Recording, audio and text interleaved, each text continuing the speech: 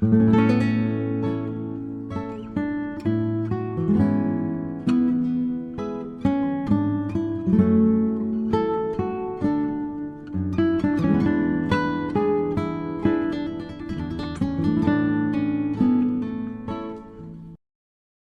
you like this video, please press the subscribe button to subscribe to this channel, and also give it a thumbs up.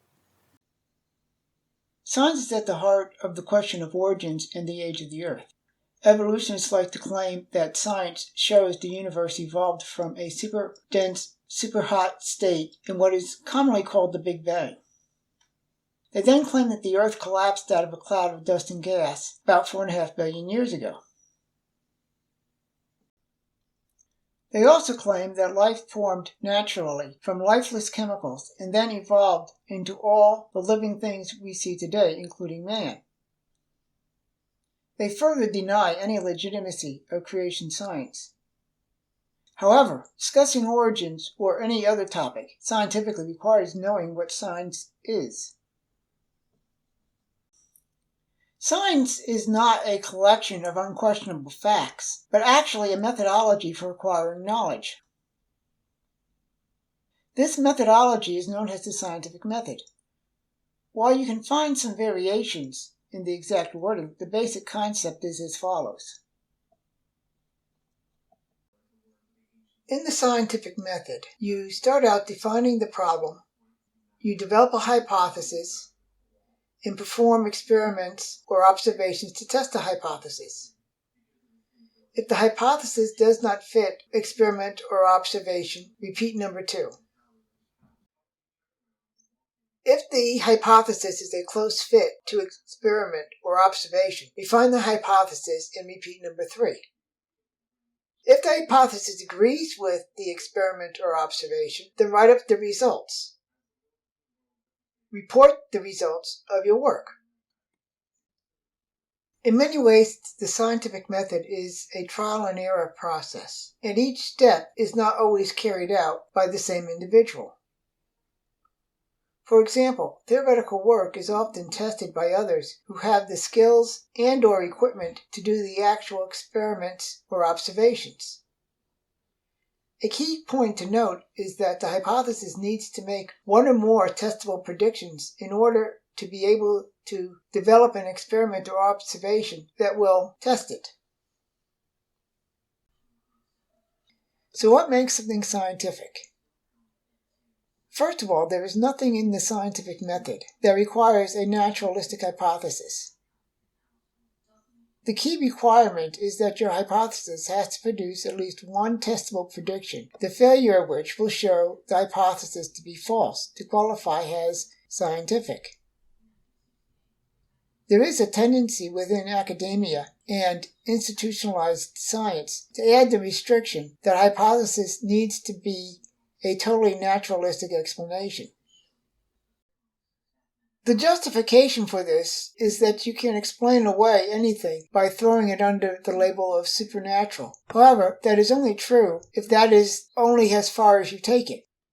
After all, the same argument can be made with the general label of naturalistic. If you are dealing with a specific supernatural event that leaves detectable evidence, then it is a testable hypothesis and would still qualify as scientific. The same thing goes for including intelligent agency. As long as an intelligence leaves testable evidence behind from its activity, then such a hypothesis can be considered scientific. In fact, both forensics and archaeology distinguish intelligent activity from natural phenomena. Any rule excluding intelligent or supernatural explanations is an artificial limitation based on philosophical presuppositions. These philosophical presuppositions eliminate the possibility of God as an explanation before any data is actually looked at.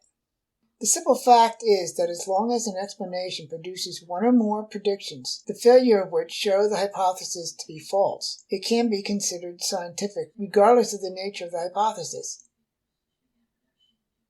Otherwise, you cannot consider science to be a true search for knowledge.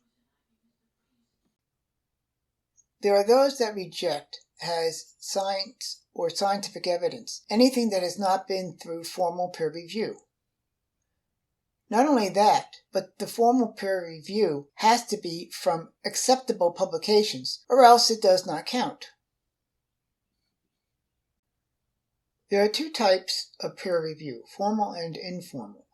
Formal peer review is a gatekeeping mechanism for publication in scientific journals. Informal peer review is reporting the results in a book or other format that then gets reviewed by others and either accepted or not. There's nothing wrong with either of these approaches, but over-reliance on formal peer review as a qualification of science is problematic, particularly when limited to relatively few journals. The point is that the results of scientific research do not magically become science by being published in the right scientific journals. However, this is the position that some people seem to take, and is particularly common among evolutionists. At the heart of science is a methodology for acquiring knowledge. As good as it is, science is not perfect. The fact is that science works best when it is dealing with what is happening in the present and studying current active phenomenon. This makes it an excellent process for learning how the universe functions, but philosophical presuppositions can get in the way, particularly when the phenomenon being studied cannot be studied directly.